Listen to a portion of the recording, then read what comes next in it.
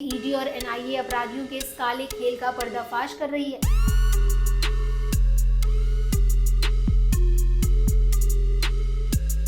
क्या आपने कभी सोचा है कि कुछ लोग अपने काले धन को देश के बाहर कैसे छुपाते हैं? विदेशी बैंक खातों में, टैक्स हेवन देशों में और रहस्यमयी शेल कंपनियों के जाल में। लेकिन अब इनके दिन पूरे हुए। भारत की दो सबसे ताकतवर जांच एजेंसियां इन्फोर्समेंट डायरेक्टरेट यानी ईडी और नेशनल इन्वेस्टिगेशन एजेंसी यानी एनआईए इन विदेशी खातों को खंगालने के लिए तैयार है। आज की इस वीडियो में हम आपको बताएंगे कि कैसे ईडी और एनआईए अपराधियों के इस काले खेल का पर्दाफाश कर रही है। तो आखिर तक बने रहिए हमारे साथ, और अगर आपको ये वीडियो पसंद आए तो लाइक, शेयर और सब्सक्राइब करना मत भूलिएगा। नमस्कार, मैं स्वाति पांडे और आप देख रहे हैं आपकी खबर राजनीति। सबसे पहले आइए समझते हैं कि ईडी और एनआईए है क्या। इन्फोर्समेंट डायरेक्टरेट यानी ईडी एक ऐसी एजेंसी है जो मनी लॉन्ड्रिंग और विदेशी मुद्रा उल्लंघन जैसे आर्थिक अपराधों की जांच करती है। ये लोग उन अपराधियों को पकड़ते हैं जो काला धन छुपाते हैं, चाहे वो इंडिया में हो या फॉरेन में। दूसरी तरफ नेशनल इन्वेस्टिगेशन एजेंसी यानी एनआईए आतंकवाद और राष्ट्रीय सुरक्षा से जुड़े मामलों की जांच करती है। अगर कोई आतंकवादी ऑर्गेनाइजेशन विदेशी फंडिंग से इंडिया में गड़बड़ी फैलाने की कोशिश करता है तो एनआईए उसे पकड़ने में कोई कसर नहीं छोड़ती। ईडी ने विजय माल्या और नीरव मोदी जैसे बड़े नामों को कटघरे में लाकर दिखाया है। वहीं एनआईए ने आतंकवादी ऑर्गेनाइजेशन जैसे PFI, popular front of India के खिलाफ कड़ी कार्रवाई की है। लेकिन सवाल यह है कि विदेशी खाते कैसे काम कर रहे हैं और इन्हें खंगालना इतना मुश्किल क्यों है।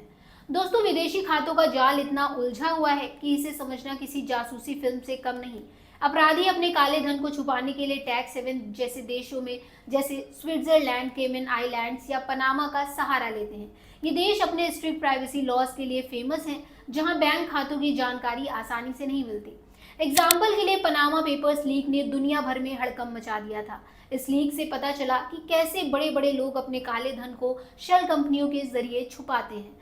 भारत में भी कई बड़े नाम इसमें शामिल थे, लेकिन अब ईडी और एनआईए इन खातों को खंगालने के लिए इंटरनेशनल एजेंसी जैसे FATF, financial action task force और इंटरपोल के साथ मिलकर काम कर रही है। 2022 में ईडी और एनआईए ने पीएफआई के खिलाफ एक बड़ा ऑपरेशन चलाया। जांच में पता चला कि पीएफआई के कुछ सदस्य विदेशों से एनआरआई खातों के जरिए फंड भारत भेज रहे थे, ताकि विदेशी फंडिंग नियमों से बचा जा सके।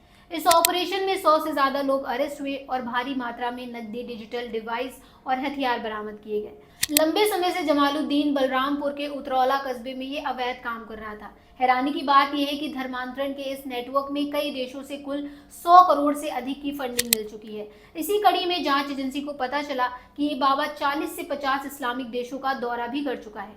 इस बाबा को सबसे ज्यादा फंडिंग खाड़ी देशों से मिल रही है। लेकिन एसटीएफ का ये मानना है कि ये नेटवर्क सिर्फ कुछ राज्य तक नहीं बल्कि पूरे इंडिया में फैला हुआ है। अब सवाल ये है कि ईडी और एनआईए इन विदेशी खातों को कैसे ट्रैक करती है। ये कोई आसान काम नहीं है। इसके लिए एजेंसियां cutting edge technologies, cyber forensic और इंटरनेशनल कोऑपरेशन का यूज करती हैं। एनआईए भी अपने ग्लोबल नेटवर्क का यूज करती है। जैसे अगर कोई आतंकवादी संगठन विदेश से फंडिंग ले रहा है तो एनआईए इंटरपोल और अन्य देशों की एजेंसियों के साथ मिलकर उस फंडिंग चेन को तोड़ती है।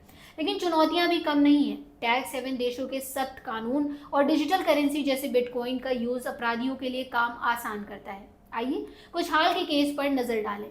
2025 में ईडी ने यूनिवर्सिटी ऑफ पेंसिल्वेनिया के खिलाफ विदेशी फंडिंग की जांच शुरू की। पता चला कि यूपेन ने अपने विदेशी फंड्स की जानकारी सही और समय पर नहीं दी थी। ये जांच हायर एजुकेशन एक्ट के तहत हो रही है, जो विदेशी फंडिंग की ट्रांसपेरेंसी इंश्योर करता है। इसी तरह भारत में भी ईडी और एनआईए ने कई बड़े मामलों में कार्रवाई की है, चाहे वो मनी लॉन्ड्रिंग हो, आतंकवादी फंडिंग हो या फिर डिजिटल घोटाले। हाल ही में साइबर अपराधियों ने एआई वॉइस क्लोनिंग को इस्तेमाल करके $35 मिलियन की चोरी की थी, जिसकी जांच दुबई पुलिस और अमेरिकी एजेंसियों के साथ मिलकर हो रही है। लेकिन ये लड़ाई इतनी आसान नहीं है। अपराधी हर दिन नई टेक्निक्स का यूज कर रहे हैं। डीप फेक, क्रिप्टो करेंसी और डार्क वेब जैसे टूल्स ने जांच को और कॉम्प्लेक्स बना दिया है। इसके बावजूद ईडी और एनआईए लगातार अपनी तकनीक और रणनीति को अपग्रेड कर रही हैं। भविष्य में हमें और सख्त कानूनों और अंतर्राष्ट्रीय सहयोग की जरूरत होगी। एफएटीएफ जैसे ऑर्गेनाइजेशन भारत को मनी लॉन्ड्रिंग और आतंकवादी फंडिंग रोकने में मदद कर रहे हैं, लेकिन सबसे जरूरी है जन जागरूकता। अगर हम सभी सतर्क रहें और संदिग्ध गतिविधियों की रिपोर्ट करें तो अपराधियों का काम और मुश्किल हो जाएगा। तो अब आप समझ गए होंगे कि ईडी और एनआई कैसे विदेशी खातों को खंगाल रही है और भारत को सुरक्षित बनाने में उनकी कितनी बड़ी भूमिका है। लेकिन ये जंग सिर्फ एजेंसियों की नहीं, हम सब की है। अगर आपको कोई संदिग्ध गतिविधि दिखे तो तुरंत अपने नजदीकी पुलिस स्टेशन या FIU को सूचित करें। अगर आपको ये वीडियो पसंद आया हो तो लाइक करें, अपने दोस्तों के साथ शेयर करें और हमारे चैनल को सब्सक्राइब करें।